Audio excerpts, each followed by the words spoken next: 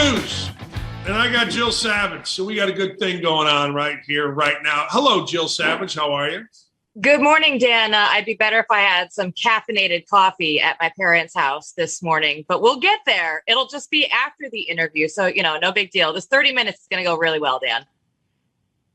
I never understood the idea of decaf. I mean, okay. All right. Hey, to each their own. You know what I'm saying? My mom and dad, same thing. Decaf. All right, let's get right into it. Texas A&M, according to sources, has been shut down in their bowl prep against Wake Forest since Saturday. What do you make of this? Yeah, our buddy Billy Lucci down there at Texas A&M tweeted out since Saturday, like you said, that they've been just meeting via Zoom. He says that most of the team is fully vaccinated. It's one of those things. We talked about this last week on the show, Dan. It's cold and flu season, right? This is when everything is going to be picking up. Now, Texas A&M plays Wake Forest in 10 days. We already know their quarterback, Zach Calzada, is transferring out. So who knows what their actual team is going to look like that they're going to be able to field. But it's one of those things that, our guy, Clay Travis, he was tweeting out, the only bowl games that matter right now are the college football playoffs. He said right now they should stop testing because they are the ones that are going to be actually playing for something meaningful. The rest of the games are kind of just up in the air and all for fun at this point in time. But it's interesting to see how Texas A&M is one of these, prime programs that everybody is looking to and how they're handling it and having outbreaks, as Billy Lucci says, in multiple key position groups. So are we going to have to pause some bowl games? Are they going to be able to be flexible? We don't know yet. This is kind of a first for us in terms of bowl games and the pause that we see there, because last year a lot of teams just opted out of playing bowl games altogether. Yeah, and I want to get back to something. If my team's vaccinated, I know this is such a hot button issue, but it just makes sense to me. I'm not testing anybody unless they're sick. Yeah, I'm with you. This is what the NFL is talking about. Stop testing asymptomatic players. That if it's a real infection, if people are actually, symptomatic, throwing, their germs all around, then you test them, then you quarantine them and the like. But I'm with you. With the asymptomatic cases, we've already known that they were a very, very small percentage of the transmissibility within COVID. So it's not like this is going to be a major spreader. This is something that the CDC has even come out and said that asymptomatic cases are not the primary spreader of COVID. One thing that it is possible to do, I've had a cold for a week. It is possible to get a cold. And I've taken 2 COVID tests thinking, God, you got me brainwashed every time. And I've already had COVID and I've already been vaccinated. So it came back negative. But man, all right. So if you are Alabama or you're Michigan or you're, any of the 4 teams that are in, do you just say, look, if you're sick, let me know. We'll test you. I think I would. I do. I think I would. I think that's what I do. I'm with you. I think that's it. At this point in time, with knowing what we know now, I think that's the way to go and kind of go the route of ask for forgiveness instead of permission. And carry on as usual, because like you're saying, everybody's vaccinated. So we've been told that's the way to go. Jill, I got to ask you a simple question, because I know this. I know in basketball last year, not one person was hospitalized. Not one player was hospitalized with COVID in the year where we didn't really have a vaccine. Yep. And I think I know the answer to this, but I'll ask it to you. Is there any football players that have had this? No. And I think that's the thing that you see, especially even with the NFL, in the way that they were testing aggressively for the non-vaccinated players.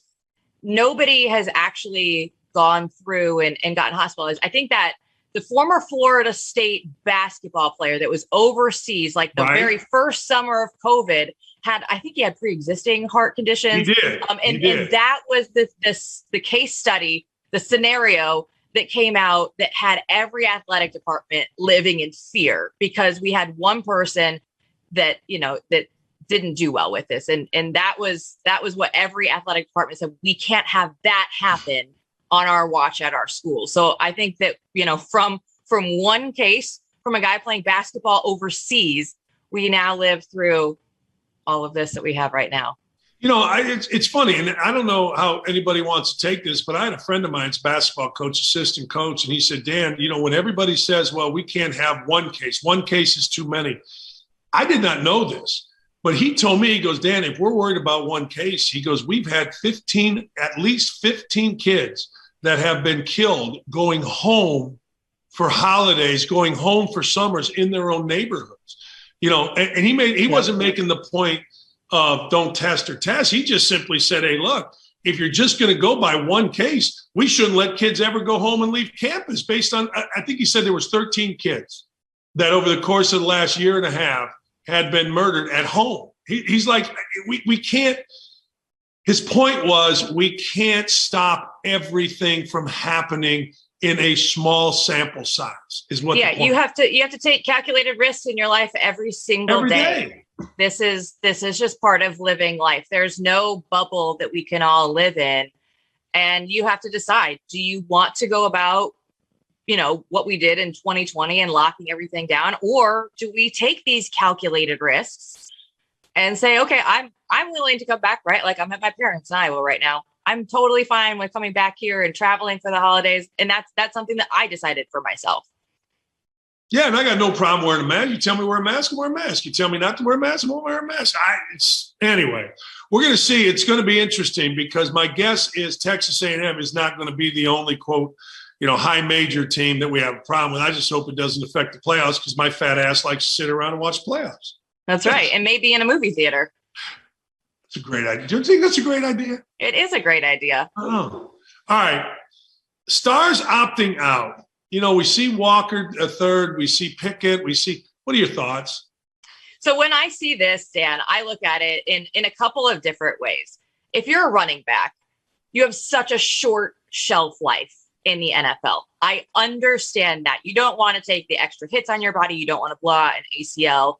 I get it. And it's Christian McCaffrey and Leonard Fournette that were the ones that really started this trend. I understand that. Now, with Kenny Pickett, right? Like it's not a huge quarterback class this year. There's not like a ton of huge names that are going in the NFL draft. I'm on the fence with this one, right? Like, I don't know that Kenny Pickett is necessarily going to put himself in the ton of positions where he would get injured and not have the same or if not better draft stock going in. But when I look at it though, I was out there helping some of the friends and doing like all the picks against the spread and all the bowl fun and everything. All these guys are opting out so late, Dan. I know. They turned these sheets in weeks ago. Like what? We need at least updated information. And the thing that I look at, so Kenny Pickett, it was last Thursday. I remember because I was texting everybody and I was like, this is going to screw me over.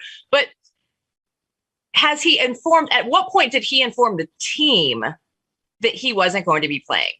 Because that is going to be a huge deal, obviously, going forward for their bowl preparations. Now, I hope that they did, inform the team earlier than last Thursday. But I don't know, if information isn't leaking out there that a guy as big as Kenny Pickett wasn't going to be playing in his bowl game, then, I mean, hey, they've got some good tight lips over there for Pitt. Right. But I look at that and I'm like, gosh, I understand it with the running backs, but everybody else, I'm like, you've played so long. This is your team. Finish it out.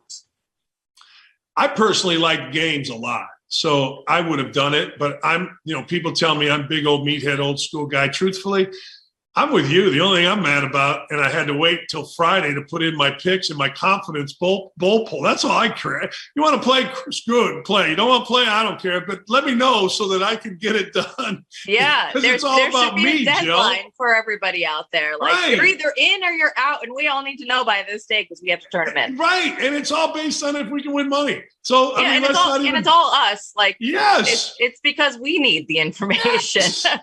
Hey, you don't want to play? Okay, good. Sorry, great. Hope you get drafted. Now, who's your backup? How good is he? Where's he from? That's it.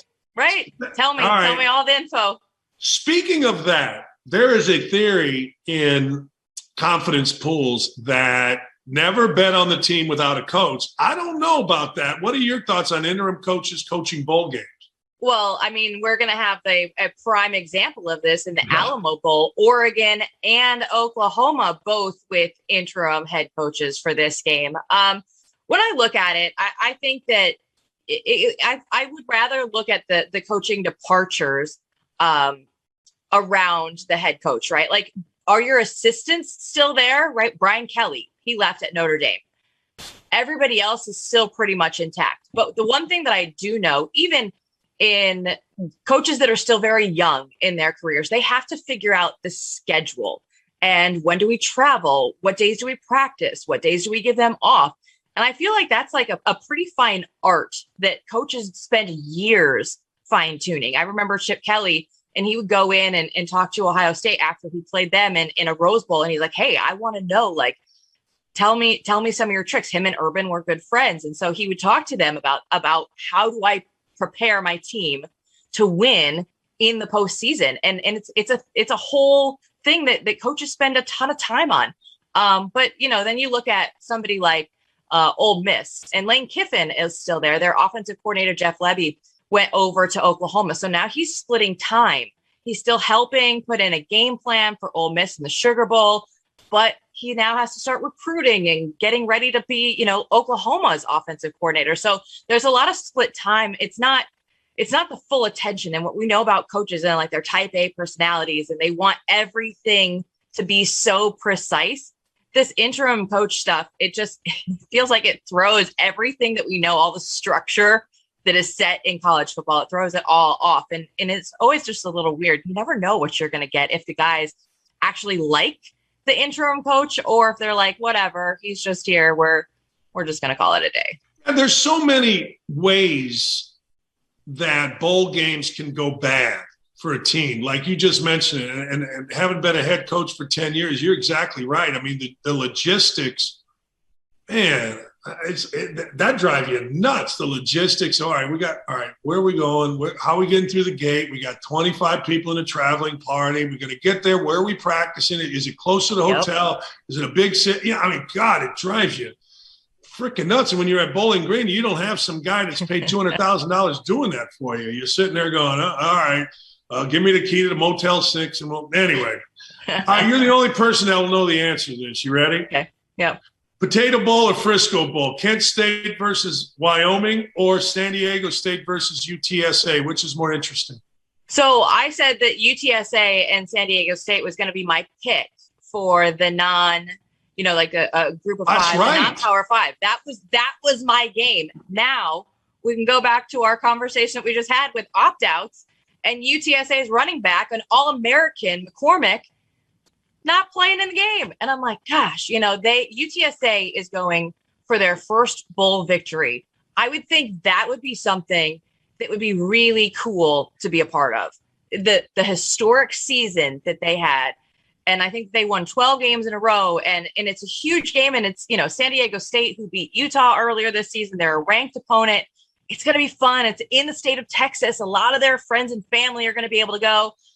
And now I'm like, well, I don't know if that's my top game anymore. When I do look, though, at the Potato Bowl, Kent State, I will give a shout out to Sean Lewis. He is the Kent State head coach. He is one of the rising stars in this business. I got to cover him a few years ago. He led them to their first ever bowl victory 2 years ago. So they are up for their second potential bowl win today. And they will have the best quarterback of the day with Dustin Crum. He is going to be exciting. Wyoming is going to try and slow it down. So they are flash fast, is what Kent State likes to call their program. So it'll be different styles in that first game. The second game, though, I still think, if I had to pick one of the two, I still think I'm going with UTSA and San Diego State, despite the fact that we're not a fully loaded roster for UTSA. In their home state. Huh? In their home state. Yeah. Come on. That guy should be playing. I watched them play twice. I thought they were uber athletic, and I thought that running back was really good for UTSA. It's more personal for me. The offensive coordinator, Jeff Hecklinski, his daughter, played for my wife when she coached high school softball, and Jeff and I got to be friends. And Brady Hoke, when he was at Michigan, was great to my son. So, you know what? I don't know a player on the team, but I do know that I'm rooting like hell for San Diego State. And then I heard an interview with Brady Hoke the other day, and he talks just like I do, kind of like this voice, and so I'm all in. But no, I think, hey, look, Kent State getting to a bowl. I mean, I remember the days Dean Pease became a legend as a coordinator in the NFL, And if you look up Dean Pease's record as a head coach at Kent State, it's like 1 in a million. Kent State is a hard job, and Sean Lewis has done a great, great job. All right. Yeah. I'm not necessarily talking here about football. I'm talking about the environment of college football. Bo Nix, a legacy, a starter, transferring out of Auburn. Is that symptomatic of a problem in college football that a guy like that closely tied to Auburn would leave? I don't think so, because when you look at Bo Nix, he is leaving a program where it's a new head coach. He didn't come in with this system being recruited by this coaching staff. So he decided that he's going to go back to Oregon and hook up with his old offensive coordinator, the first one that he had when he was at Auburn. So this is going to be the first year for Bo Nix that he's actually going to have the same offensive coordinator for a second year, which is funny because he has to go from Auburn to Oregon to get that happening. I think that is more of the story of college football. We see that a ton, right? Like Justin Herbert, when he was at Oregon, had offensive coordinator after offensive coordinator that he rolled through there where Bo Nix is going. So it's kind of a trend that we have seen in college football. Okay, maybe the head coach sticks around for a while, but they're forced to change coordinators and whatnot. So I think just the change and the revolving carousel that we see with coaches is more emblematic than Bo Nix. I understand it's the family legacy, right? Like everybody there in his family played. He has younger brothers that were expected to go there. Now they don't really know what's going to happen.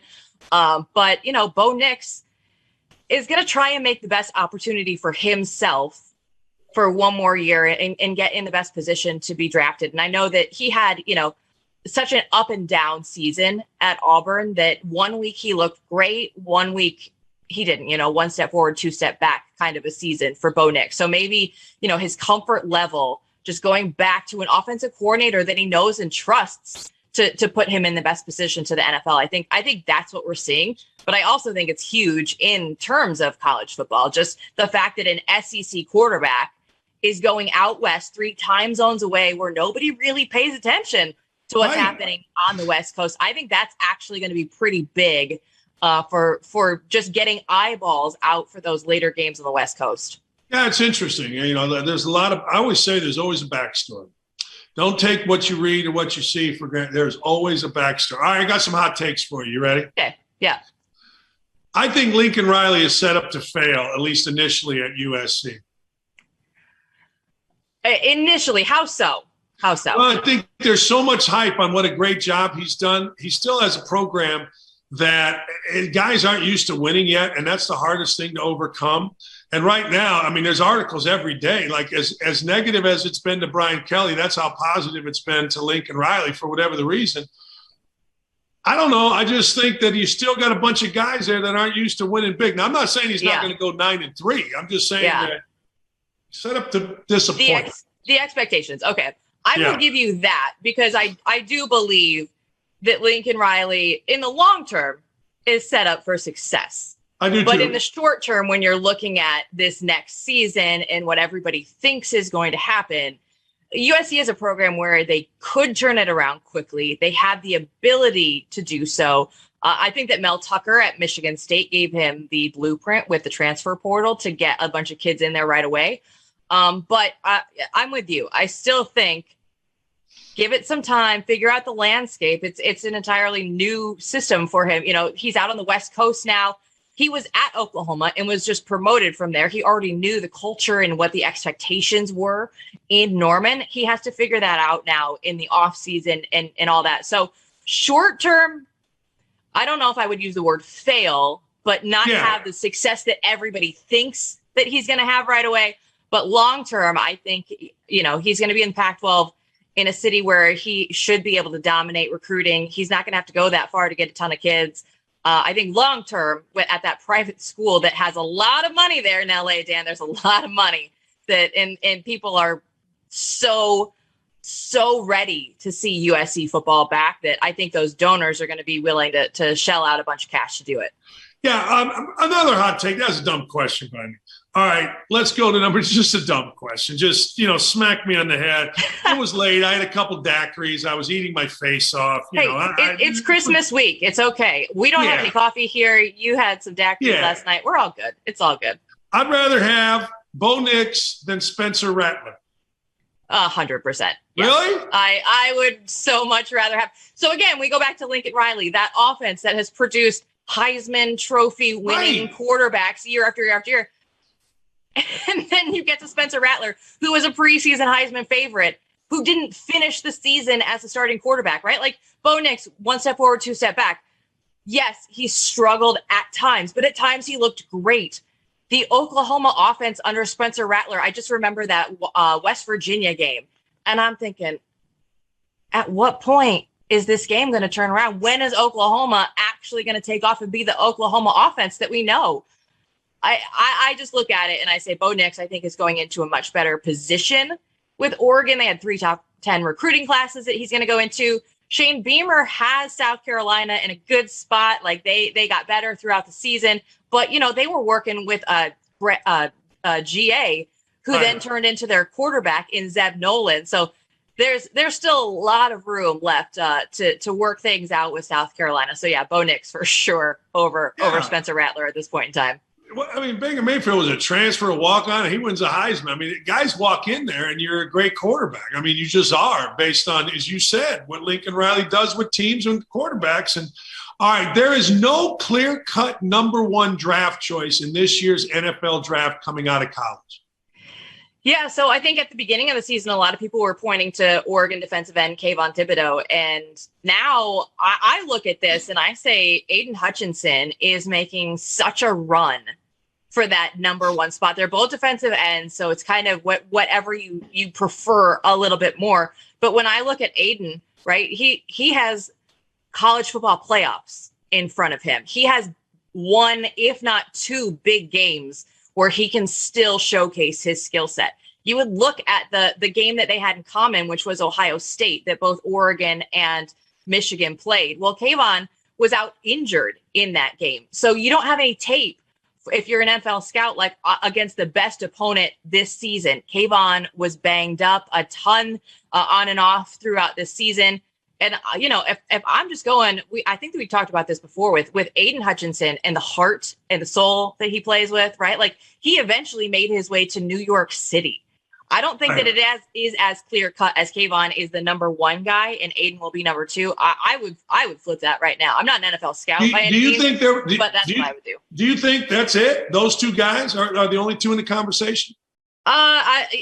For me at this point in time, but we're still gonna have to wait for the combine there in Indy and see the crazy numbers that guys are posting. But at this point in time, that's it feels like somebody can kind of come out of nowhere, right? I mean, it feels like we didn't have a dominant college football season from a single player. We were talking about this with the Heisman Trophy race, right? It took a really long time to figure out that it was going to be Bryce Young. We thought it was going to be CJ Stroud for a really long time. So I feel like, the NFL draft is going to be mirroring what we saw with the Heisman Trophy race. And it could just keep continuing on. And we just don't know that number 1 spot yet. Like we didn't know the Heisman Trophy for quite some time.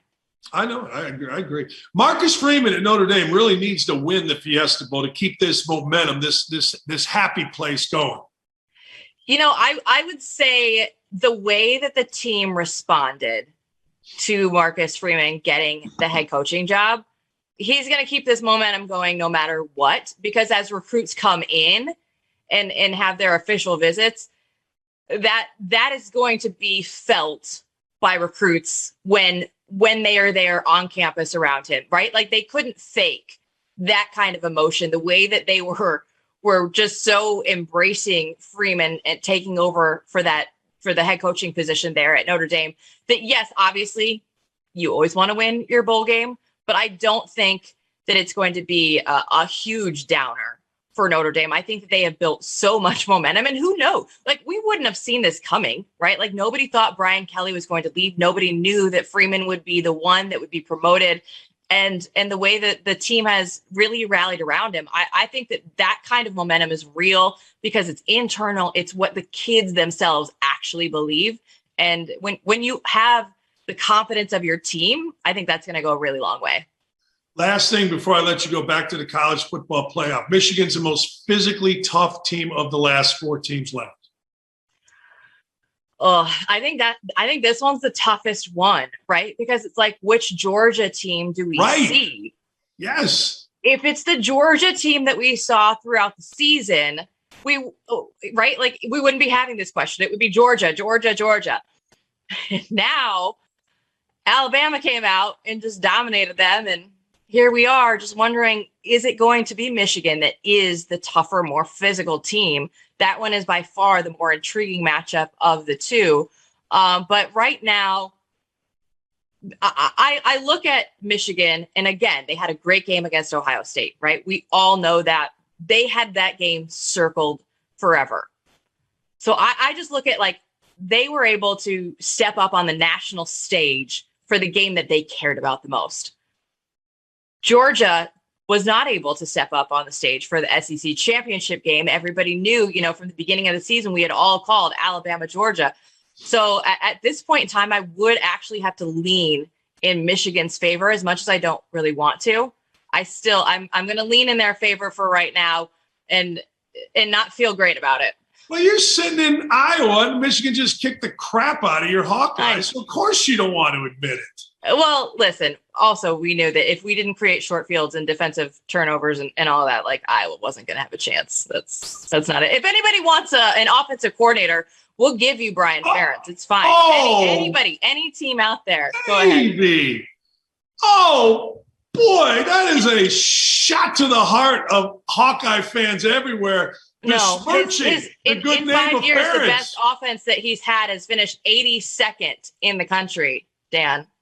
That's the best that we've finished. They do seem to, they win, but they do seem to be stuck in the 80s. Is Chuck Long still the quarterback? No, he still lives here in town, though. So, Of course. He's hanging out. You can't pry a Hawkeye out of Iowa City. You can't. You got to get a crowbar to get these are all Iowa posters right behind me. I'm here. What a shock. What a shock. Yeah. All right. Go detassel some corn here in the winter and have a wonderful Christmas. Merry Christmas, Dan. We'll talk to you soon. You're the best. Thank you, Jill.